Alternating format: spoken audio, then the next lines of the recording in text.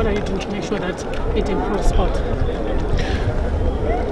Okay, so the whole question of infrastructure is there within our national sport and recreation policy as one area that as government we need to put a lot of focus on.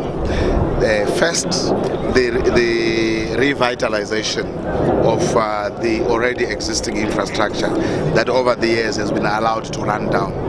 This aquatic complex has since 2002 not been functional. It's now our focus to make sure that a government did not invest money in a facility that then doesn't get used. It's correctly situated within the people in the community of Chitungwiza. All we need to do is to make sure that the pool is working and we can start hosting international competitions, as well as making sure that the asset is available to the disposal of athletes within our country for the development of swimming and other aquatic sports.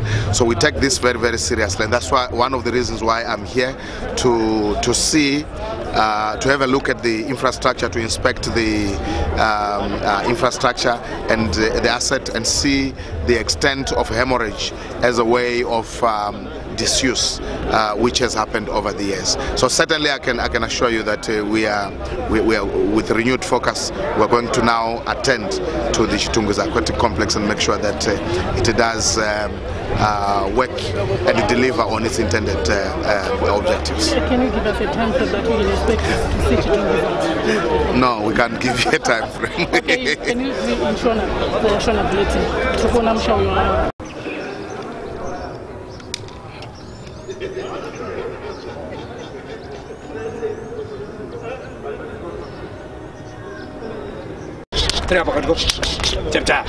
Through, top.